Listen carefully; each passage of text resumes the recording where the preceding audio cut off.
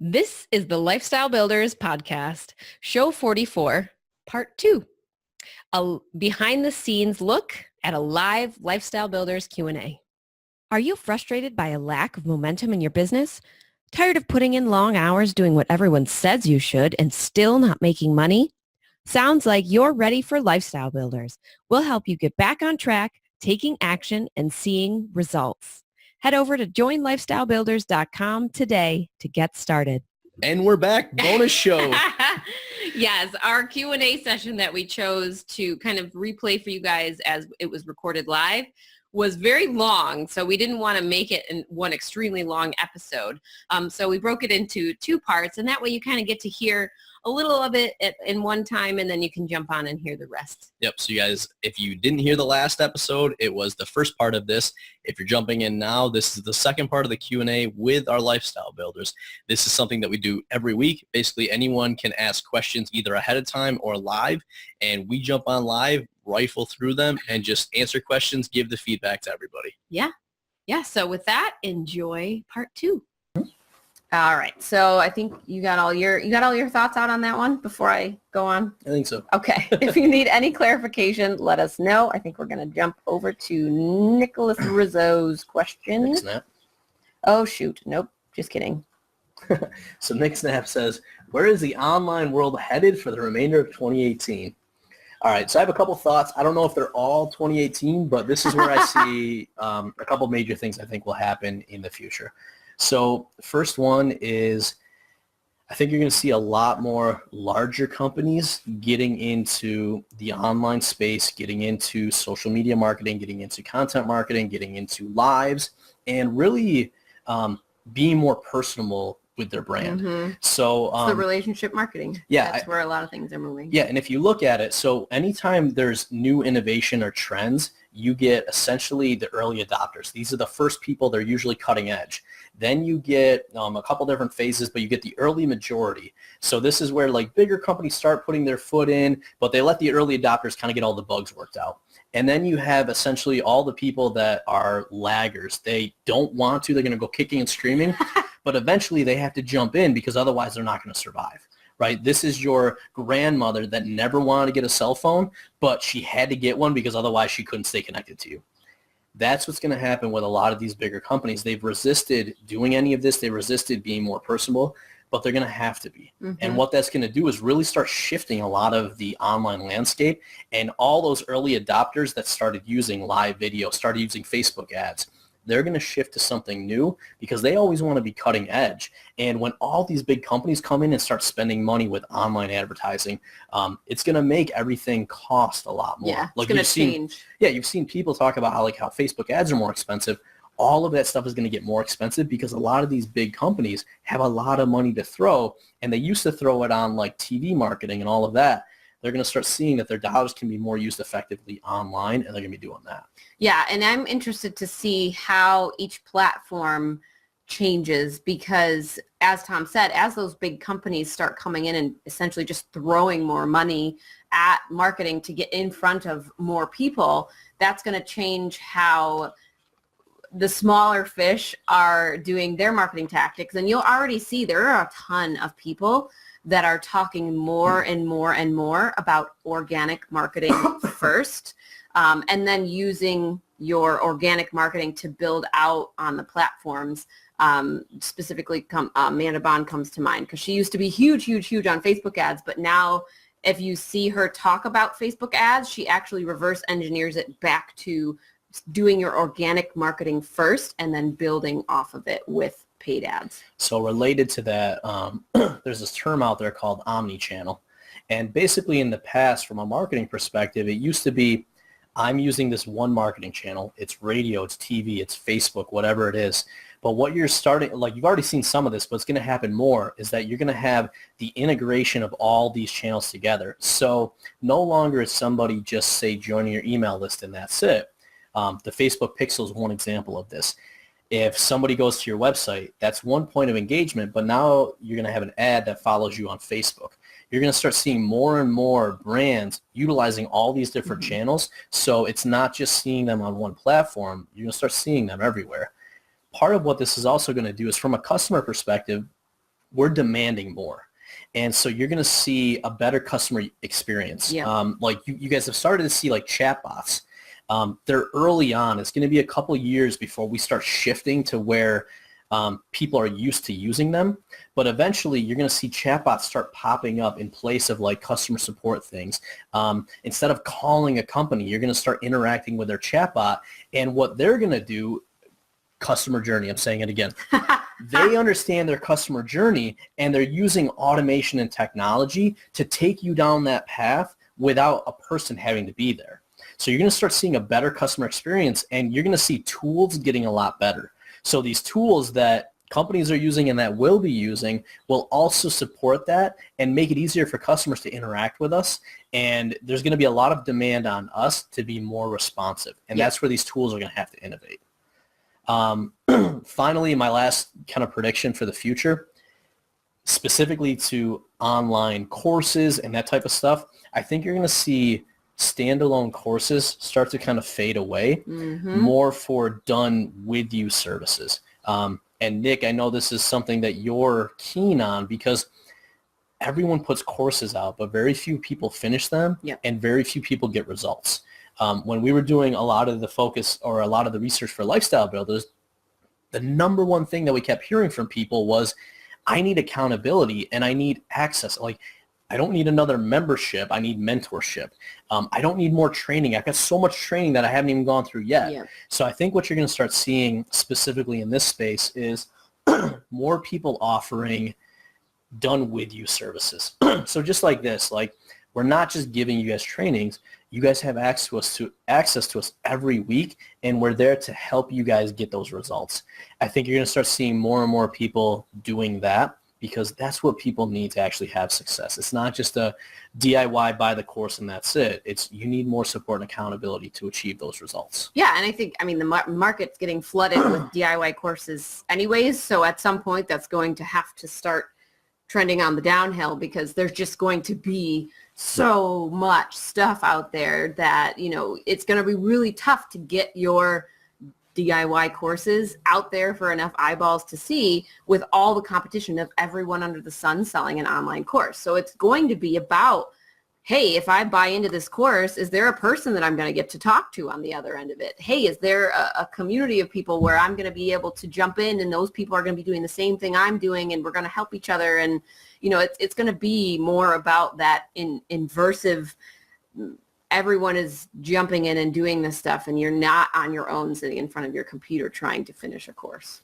Yeah, and I think, you know, I don't think the launches that you guys see go on, I don't think they're going to go away, but I think they're going to have to be innovative or shifted because the same model is being repeated over and over again. And especially when you're hitting the same people with the same message and the same model, eventually people get resistant to it. So it's called market sophistication. So when you start seeing, like if, for example, let's talk about webinars. So if you talk to entrepreneurs about webinars, most of them are sick of webinars. They know the format. They know it's going to be a pitch. So oftentimes they're not as effective anymore as they were a couple of years ago. But if you take that to a completely different market that doesn't know webinars, they're like, oh my gosh, this is great. I can get online. I can get this free training from this person. Oh, and now they have another offer.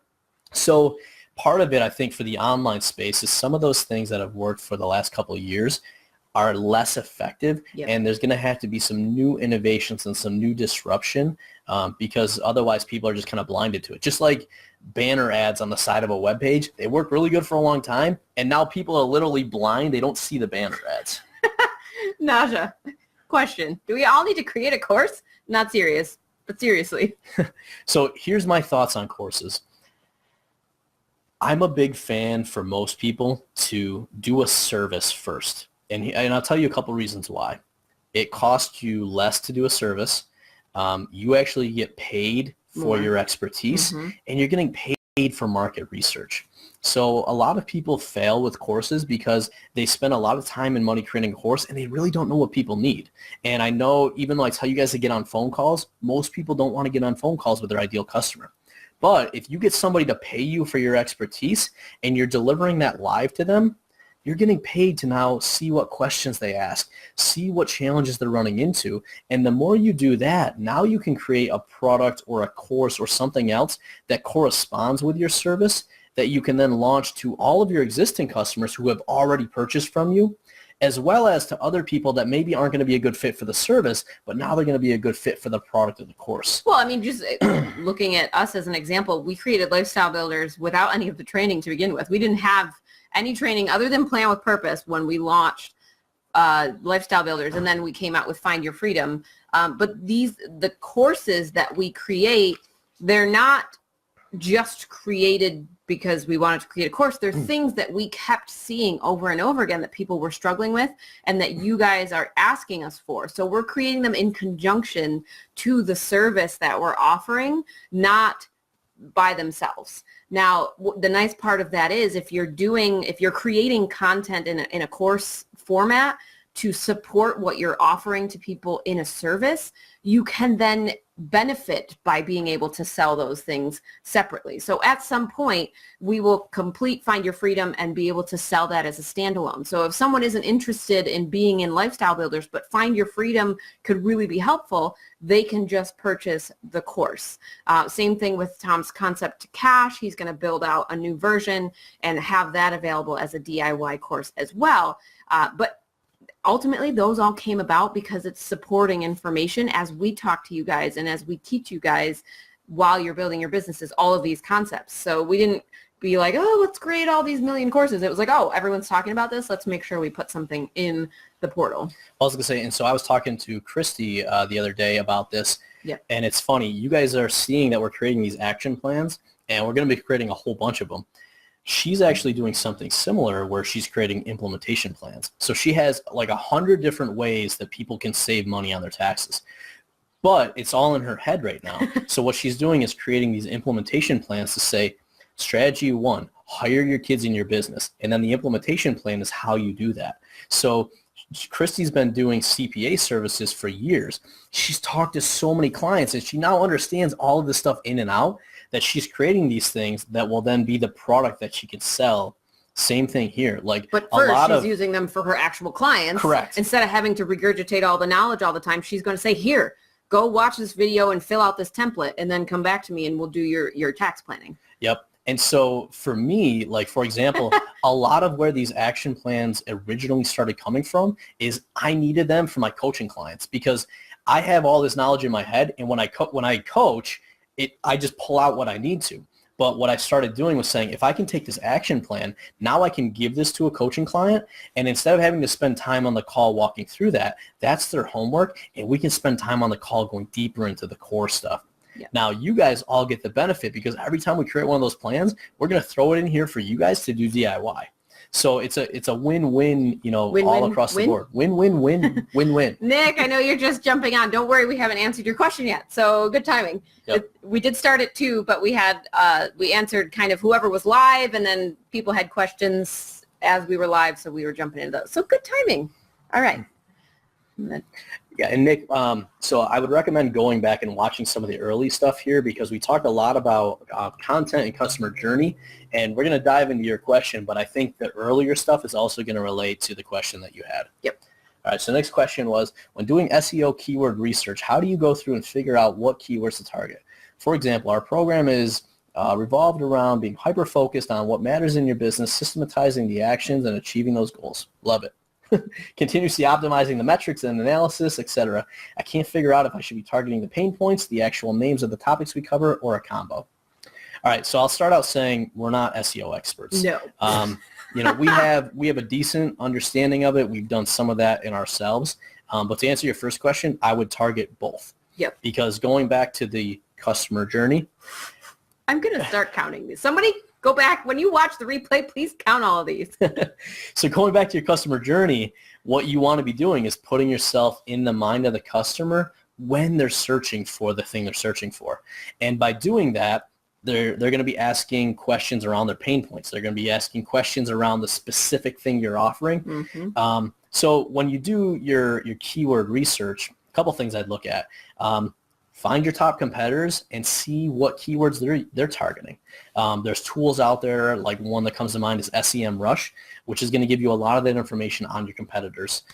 There's SimilarWeb. There's a bunch of tools out there. But if you see what your competitors are doing, you can target some of those same keywords. The other thing I look at with keywords is another one is podcasts. If you search podcasts, it tells you right on there what the keywords are. Like they often have their keywords within there. Oh, sure. Yeah, absolutely. Yeah, I mean, there's a ton of different ways to research competitors on that. But then the other thing I look at is, what's the overall search volume? How many people are searching for that? And then what's the competitiveness of that? And then ultimately what you're looking for is high search volume, low competitiveness. With that, sometimes you're going to be targeting like short tail keywords, like the stuff that probably everyone's targeting, but then you want to mix in the long tail keywords, and that's really where you end up getting a lot of the traffic, and you get ranked higher on Google for stuff like that. Yeah. Let's see what else we got here. The other question that I would ask, and it kind of goes back to what we talked about with content, is SEO what you should be focusing on right now? And the reason I say that is SEO is typically a longer term game. If you're creating a bunch of content and you're trying to get ranked, I mean, that's a 90-day, 180-day, a whole year maybe out before you start seeing the effectiveness of that. My question to you would be, what are your initial 90-day goals? And is SEO what's going to get you there? For most people, SEO is not going to be the thing that's going to get them there. So what you may want to do is look at what those 90-day goals are, and then start looking at what are the direct actions that I can take to get me there. And we did a podcast on this, right? It hasn't come out yet? Correct. It has not come out yet. Okay. So, yeah, the podcast hasn't come out. We'll post up when it's going to come out. Wait, which one? Focus on the immediate actions. Yep, no, that didn't come out yet. Okay. But really, here's where a lot of people make the mistakes. They focus on things that long-term will get them results, but what it ends up doing is it doesn't allow you to focus enough on the things that will get you the immediate results. And then oftentimes their business doesn't survive long enough to benefit from the long-term stuff. So what most of us want to be focused on is saying, all right, here's my goal. Like, I want to go from $1,000 a month to $5,000 a month by September 30th. And then you say, okay, what are the key actions I got to take to get there? What routines do I got to be doing every day? And you want to focus on that. Then as you start achieving some of those goals, you can start incorporating a little bit of time to those longer term activities, or hire somebody to take care of that so that you're focused on where you add the most value and what's going to get you the initial short-term results. Yeah, anything to add? I know I took a lot. SEO makes my brain want to explode, which is why I do not do it. And it's usually between Tom and then our VA who takes care of our podcast notes. She already had some experience doing it because she had her own business and blog and had done some deep dives into SEO. So as soon as she said, yeah, I got some ideas for tags, I was like, it's all yours. Take it away. Yeah, Nick, so you're spot on. If you're going to go with that approach, that's what I'd be doing. Think about the end result that you want to take them through. You've already got your pillar modules or content, and then create other stuff based on that. So like for us, even like our book that we're writing is based on this. We've got, I think, 7 major sections, and each one is basically a core topic area. Yep. Yeah, so the first section is called Plan with Purpose. Hey, we have a free course like that. Second one's called Find Your Freedom. Hey, guess what? We have a course like that. Third one is called Concept to Cash. You guys are seeing the pattern here, right? Yep. So everything we create is then tied back into one of those major topic clusters, and then all the content is related to that. Well, and I think this is one of those cases where you kind of do the minimum amount necessary. So like, don't ignore SEO completely, but do the minimum amount necessary as you're creating the content now. And then as you are working more on the long-term stuff, you can make some time to do some deeper dives, like Tom said, or to hire somebody in if that's what you'd prefer to do at that time. Yep. So Nick, I don't know if you want to post up here, or if you just want to think about outside of this. If you want to lay out your like top 3 90-day goals, what we can do is then start working through with you what some of those key actions are, and then see if and how SEO would tie into that. Because what most people end up doing is they're not focusing on the revenue generating activities. And then what ends up happening is they spend a lot of time doing everything else and not actually making money. And this is why for a lot of people, when they come and work with us, they might have a podcast. We'll usually tell them put it on hold because a podcast takes a lot of work and it's a long-term game. I mean, that was, to be honest, the reason we put our first podcast on hold, because we're like, this isn't directly contributing to our revenue or any of our goals. And we wanted to be at a better point, which we are now. When we launched this podcast, we got better systems in place and it takes a lot less time. Yeah. But even then, it's still a longer term game because, we've got to market the podcast and then we've got to make sure that we're converting people through. So there's a lot of pieces to that. Yeah. All right. All right. Let us know if you want any follow-up questions to that or if you need any clarification. And we were, Kevin. So we got Kevin, right? Yep. I think that's the last one, right? Yep. So for anyone else that's on live, any other questions, post them up below. All right. He's going to post up in the group. All right. So Kevin says, for all the knowledge that is learned from so many personally, I feel like by repeating what I've learned, I'm only teaching their material, even if it's in my own voice. I have thoughts on wanting to be original in delivery and format and do not want to have the feeling of just copying or repeating what everyone else says. Part of me knows that not everyone reaches everyone, and that's great. Learn from someone else. To whom we did not, wow, I cannot read. No, you can't. To whom we did not know or could learn from. All right, Would so you his like me to question continue? was there any hesitation in teaching what you've learned from others as your own product or service? That was number one. Number two is, what reframe would you offer, resisting creating courses, blogs, content, etc., directly from a book you read, for example, yet in your own voice, which, as Nick said, it is a great question. All right, so I'll share my thoughts, and obviously you can chime in.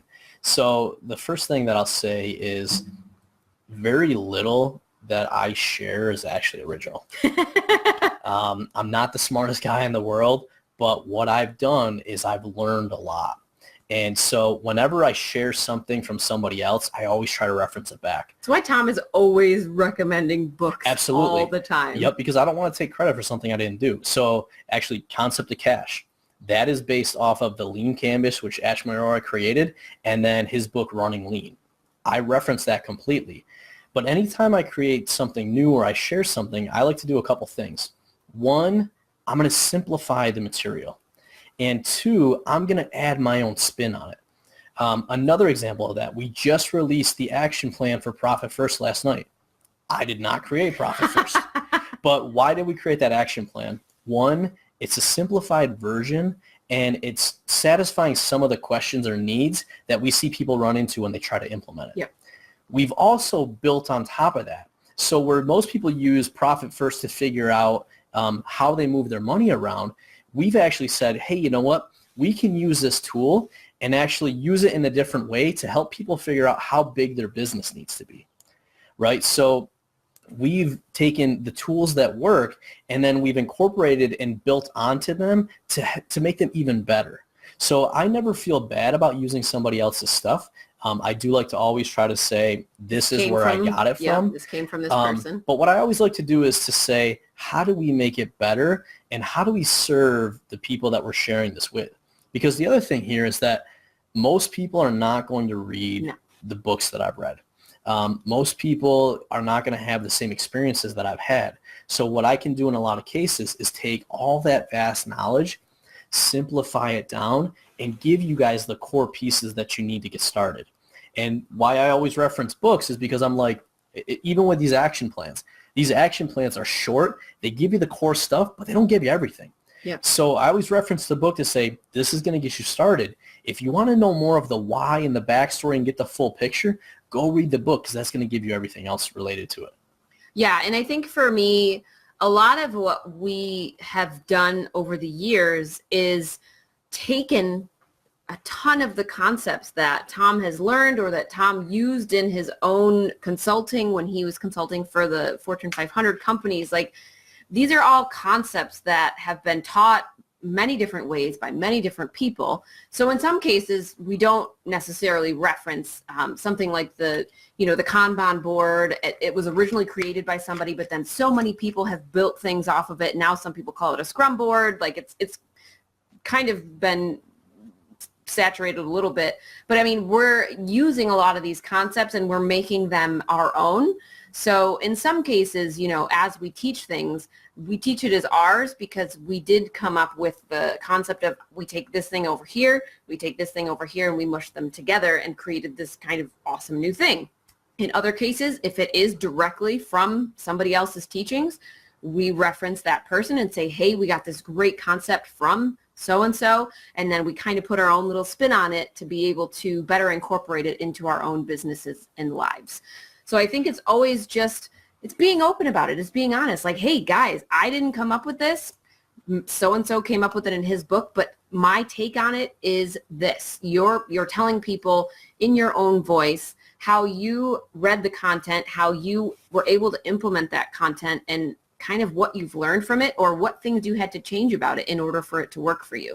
I was going to say, I was just going to say the same thing Lisa said. So changing what you've learned and implementing and spinning it to focus on your personal audience is perfect. I'll go back to that Profit First Action Plan. So part of what we did in that is we gave you guys examples, because what most people struggle with is they learn about something, but they don't know how to take what they learned and implement it into reality. So if you guys look there, we've got a template that you guys can fill out to say, what profit first accounts do I need for my business? And then we gave you guys real examples. So we said, hey, our retail store, here's what the setup looks like, and here's why we did it that way. Our real estate investing, here's what it looks like, and here's why we did it that way. So even if you go back to the process workshop we did last month, we can give you guys the template, but what we said is, here's an example of how we produce a podcast. Right, so we're giving you guys the actual examples, and then the other thing that we give you guys is templates. Christy said, I don't know, last year, she's like, you guys just got to take all the templates and give them out, because oftentimes what will happen is the knowledge will be there, but it's not easy to implement. And one of the things that we're really good at is taking that, simplifying it down, and then putting it into a template so that you guys can then take it and implement it. Yeah. Like actually with Christy the other day. So Naja brought out the point that teachers do not make up all the things that they teach. They're obviously learning that information from someone else and they're teaching it to others. But they have to learn their audience and their students to be able to teach those concepts in a way that people are going to be able to retain, which is a great example. And Absolutely. Nick says, get out of my head, Nasha. Yep. Yeah, and so that's the thing. I look at it as, there's a quote out there, right? Like, you know, if I've seen further than others, it's because I've stood on their shoulders. And I really think that's the thing. Like, part of being an entrepreneur is innovating. And there's no reason to reinvent the wheel, because if I'm trying to reinvent what somebody else did, I'm wasting my potential and I'm not able to serve my audience because I'm just recreating what somebody else already made. But if I can take what they already made and that's good, and especially like for you guys, if I can filter all the other stuff out and say, look, you guys don't have to read all of this. Here's the core stuff you got to focus on. Yep. That's now saving you time and energy. And the more we implement it, the more you guys implement it. Now we can improve that and make it better. Yeah. So everything we do is about making those things better based on actually implementing. Perfect example of somebody who takes other people's concepts and makes them his own and easier and simpler to implement. Russell Brunson, his books, .com Secret and Expert Secrets, he did not make up those concepts. Russell did not create the Hero's True Journey. He read other people's books, but those books were very convoluted, hard to understand, very long-winded, just not fun things to read. Yep. He took all of those concepts that he learned from those other people and put them in his book in a way that made sense for people to read through from step to step. He uses the illustrations so that it makes sense visually, and he basically made those people's books more awesome because now you can actually understand and implement on those theories and those concepts. Whereas if I had tried to read the original books, I probably would have put them down after you 5 would have pages. never read the original books. I would have read them, tried to explain them to you, and you're like, no. I had another Lost your thought. Oh, man. Yeah. Sorry. It's okay. No, it's gone. Not just laughing at you. It was really good, I promise. Maybe to think back. But yeah, you know, I think that's really the key piece of it, is realizing that none of us creating anything original, and the most important thing is putting your spin or your perspective on it. Oh, that's what it was. Ha! See, he got himself through by talking. So Nick asked the question earlier, and he said, where is the future headed? And one of the responses I gave was, I think it's less about courses and information and more about done with you and implementation. Yep. So much of what we offer to you guys is the implementation piece. I'll give everyone all of our information for free. If anyone asks a question, I'll answer them. And oftentimes I give you guys the same responses that I give to coaching clients that are paying thousands or tens of thousands of dollars. Here's the difference. Coaching clients don't pay me for the knowledge I have. I've even had some say, Tom, listen, I'm not paying you for the knowledge because, to be honest, I'm probably smarter than you. And I'm like, yes, you are a lot smarter than me. But what they're paying for is the results and the ability to take the knowledge that's out there and to actually turn it into results, right? Everything we talk about here, everything we talked about today, it's on Google. You guys can go watch a free YouTube video. But it's not the knowledge that makes the big difference. It's, can you take that knowledge and, one, figure out which things you should focus on to get the results, and then two, have the support and guidance along the way. And that's why I really think a lot of the shift's going to be more to hands-on helping and holding, not just content creation, information overload, and all of that. Yep. Nick says, the action and implementation is where the value is at. Yeah, and that's why, like, there's a lot of membership sites out there. And one of the things we wanted to make sure when we launched this was that we weren't just like creating content or creating courses and then leaving you guys on your own. Like, it was really important to us to say everything we create is going to have a component where we're there and supporting, because we don't just want to like put courses out, have you guys pay us, and then kind of forget about you. Our whole point and who we attract is people that want to take action, people that have probably bought all those other courses and not gotten results. And we want to help you guys actually take that stuff, implement it, and get results. Yep. So I know that was kind of a little bit of a tangent off of there. What? But you go on a tangent? Never. No, seriously. But at the end of the day, Kevin, going back to your question, I think it's just, making it your own, sharing your own experiences. And if you can help somebody get results with other people's information, as long as you're giving them credit back, there's a lot of value in that. And I wouldn't have the imposter syndrome or anything about that. Yeah. So did we answer a second question? So what reframe would you offer resisting courses, blogs, content directly from a book you read, for example? Yeah, in your own voice. I think we probably covered it. Yeah, I think same sort of thing. You probably answered it. It's in your voice, in your experience. If you're building out a course, or if you're writing a blog, or if you're putting out a piece of content based on someone else's concept, just a quick shout out to, hey, this is where this inspiration for this post came from, but here's my take on it. This is where the inspiration for this course came from, the inspiration for the templates I'm using in this course, but I made them my own because for me, when I implemented it, I needed to walk through it in a different way. Same sort of concept there. You're just calling out that that's where, you got the initial information from, but in whatever way you're making it your own so that people you're helping can actually go through and implement on that. Yeah. And so quick tip, whenever you're sharing somebody else's stuff, like let's say you liked our podcast episode on how to put processes and systems together. If you guys share that, don't just share it and add your take on it, right? Add how you use the ideas and what results you got or what you learned from doing that and how you made it better. Because this is also going to position you guys as the expert and as the thought leader, and you get to build off of that, right? So let's say, for example, who's somebody influential? Amy Porterfield. Okay, so let's say Amy Porterfield puts out a really good podcast, and we like it, and we just share it.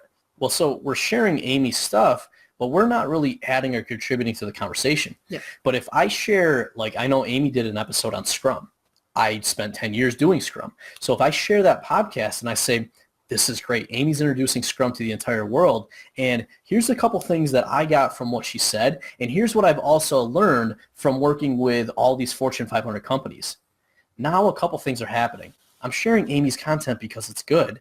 I'm adding to it, and I'm also positioning myself as an expert and maybe stealing some of the credibility from Amy, because now it's like I'm associated with Amy's stuff. I'm sharing my expertise. So it's a win-win all around.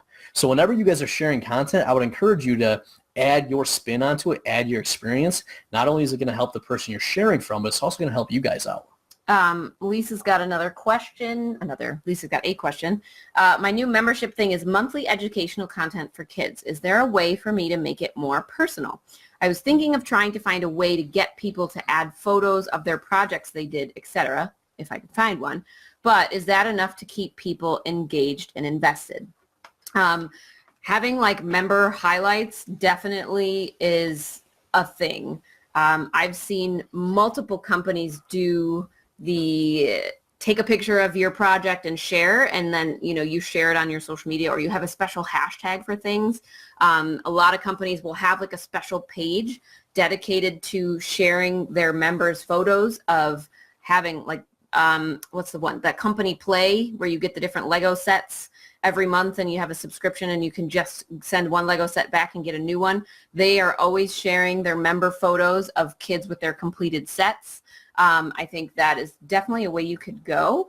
As far as enough to keep people engaged, invested, I don't know if that would be, I feel like people do like to share when they've completed something or when they've had a little win. I think maybe having a little bit more teeth in the game, maybe adding a bit of like the competitiveness or like a giveaway if you're doing something on a monthly basis, maybe having like a most popular project photo and having people vote, maybe having a most active member. A lot of memberships are now doing like members of the month and kind of highlighting people and their accomplishments. So you might be able to do it that way. Maybe they win something if they're member of the month.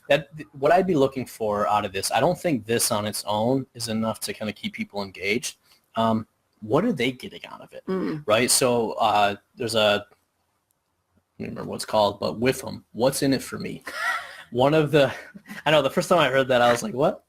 But anytime you're doing something, you want to put I'm not even going to say the word, but you want to put yourself in the shoes of your customer and basically say, what's in it for me, right? So if I share a photo on social media, I'm doing it because I get some benefit. Lisa, sorry, but I don't care about you. I care about what's in it for me. So what I'd be thinking about is, what is the reason that people would want to share, right? If you look at why people share other things, start to reverse engineer that and then figure out how can you take those concepts and apply it to you, right? So let's say, so we just sent out a bunch of Lifestyle Builders t-shirts. We would love for you guys to take pictures and share that.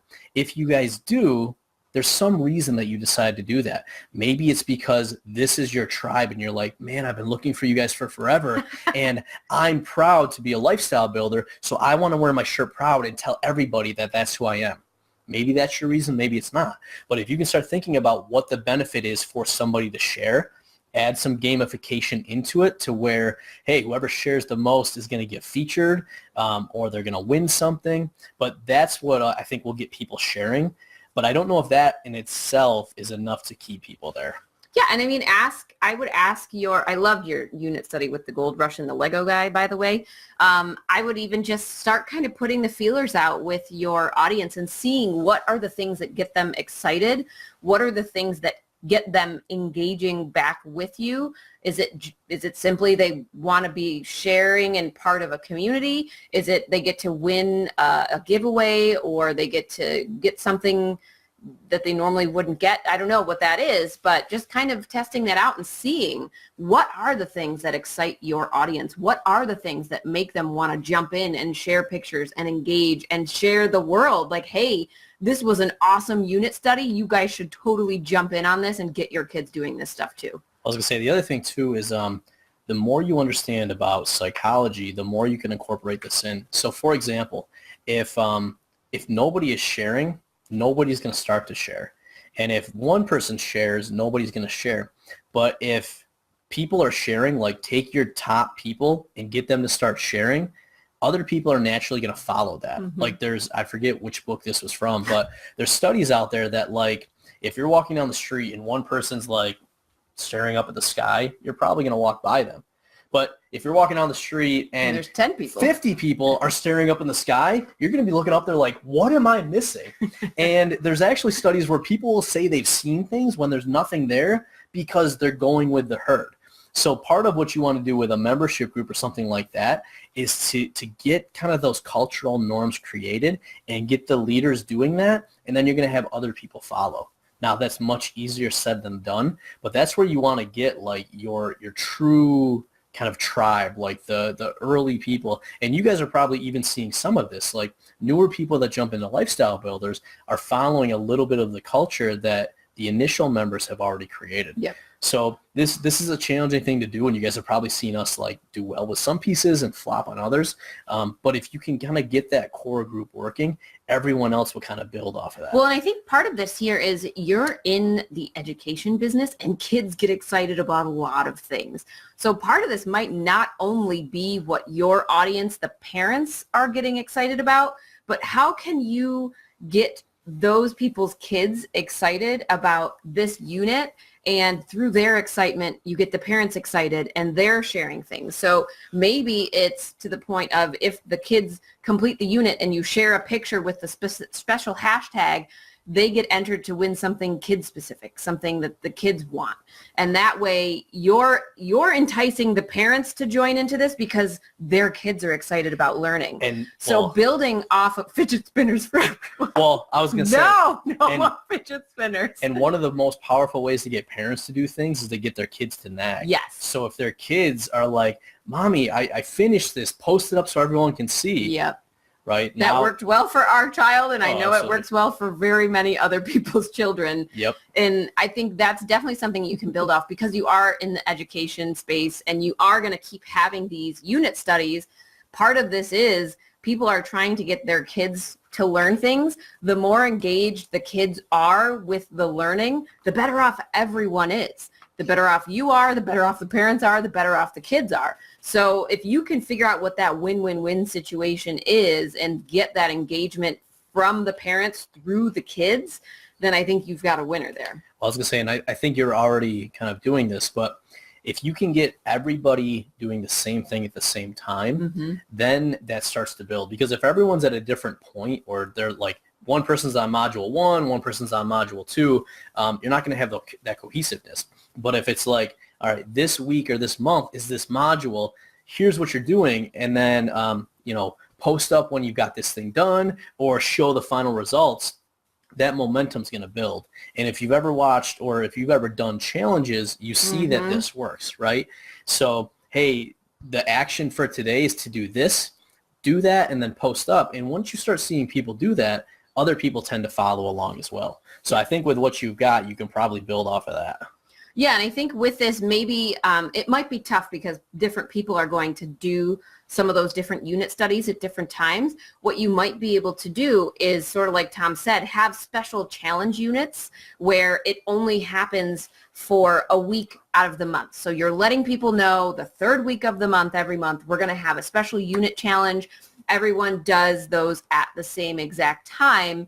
And you get you win something if you are doing each of these challenge things, and then everyone votes at the end, or the most engaged person wins something at the end of the challenge week.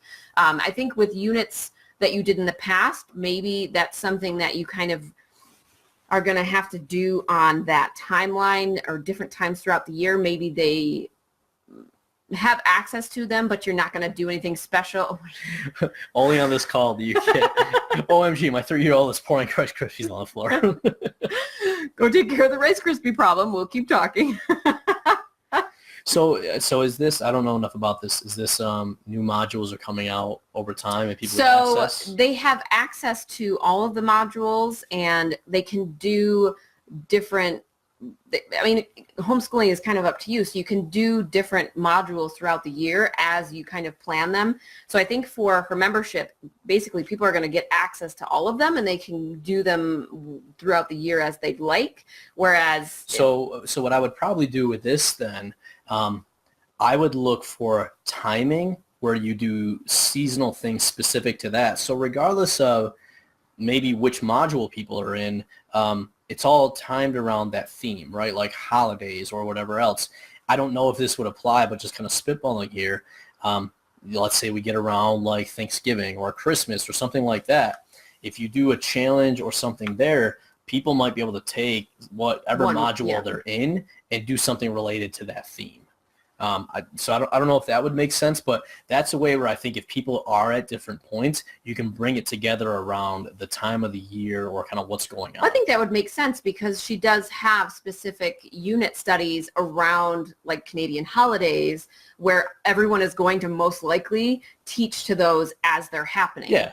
And then throughout the rest of the year, you may not have a holiday, but maybe it's a certain season and you could have like a spring unit study where you're doing one of those challenges and calling specific things out. And I think if you make your audience aware of them ahead of time, if you have a consistent schedule, that it's not going to matter as much because they can plan their modules that they're doing around that. If they know like, hey, third week of the month, Lisa's going to be doing one of these special unit study challenges.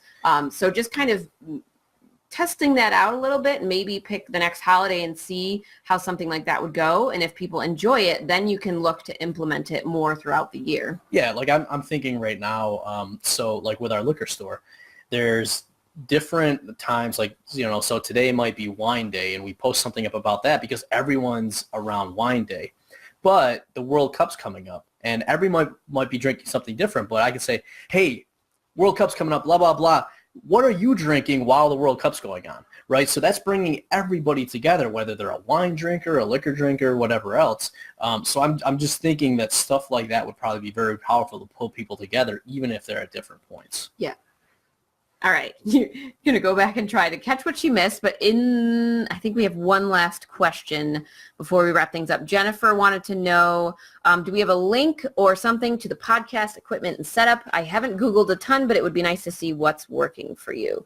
So I will just tag her. Jennifer, we will go ahead and post up a link, but Tom's got some of the equipment here so he can show you. So if you're going to start a podcast, the only thing that you need is a microphone like this. So this is the Audio-Technica 2100. ATR 2100. This is it's like 60 or 70 bucks.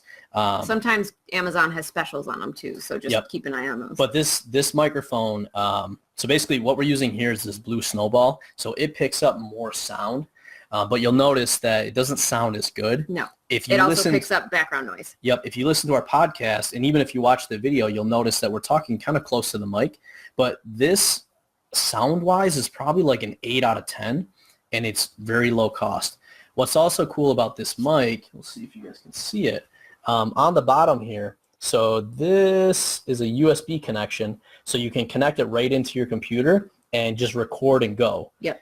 This is an XLR connection, so if you ever get more advanced and you have a mixer, you can plug that in.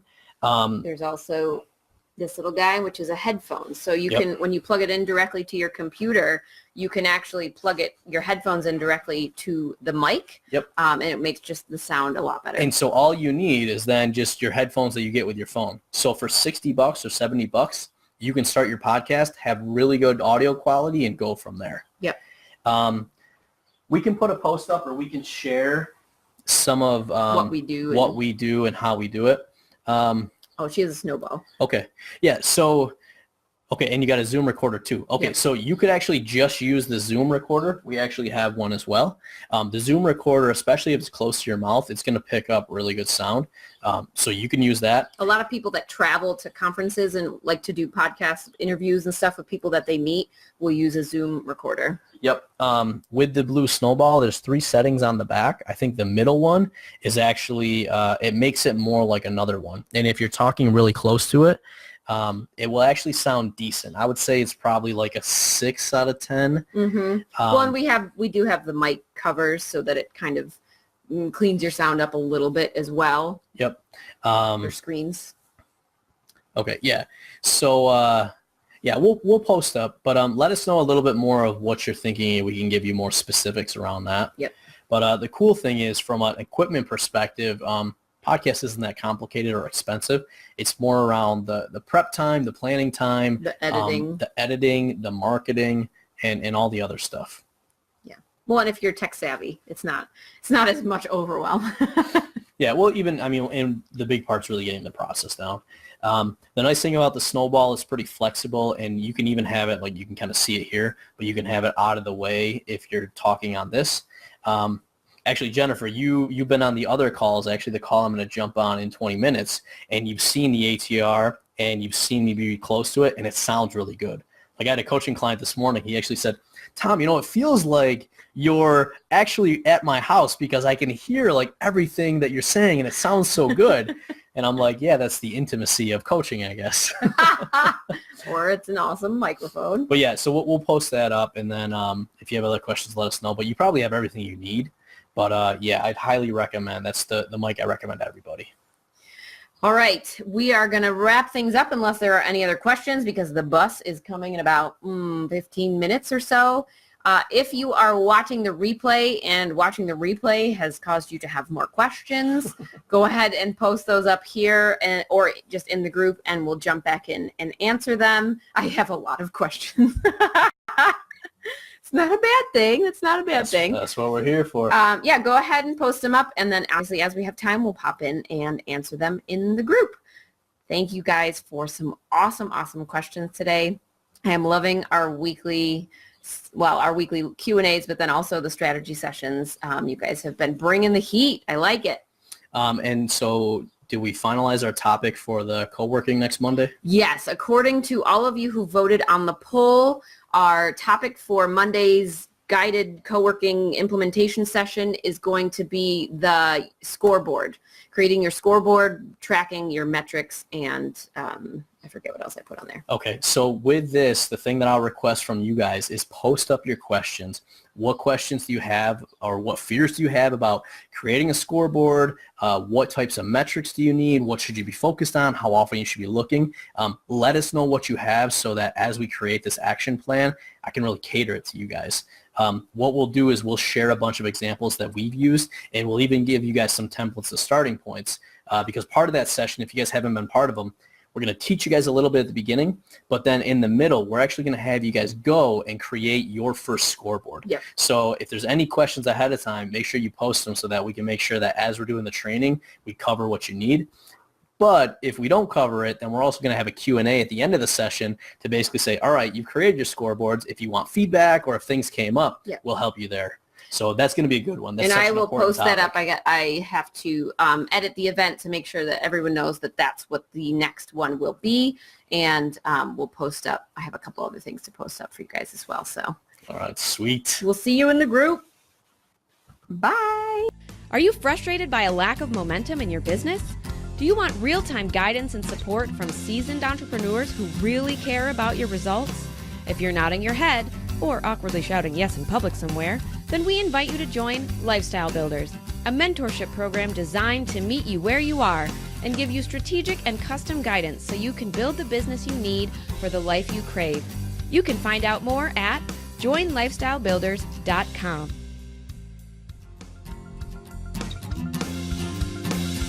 Your life, your business, your way. We join Family Entrepreneur Life. We join Family Entrepreneur Life. Nope. I did not click the end. Fail.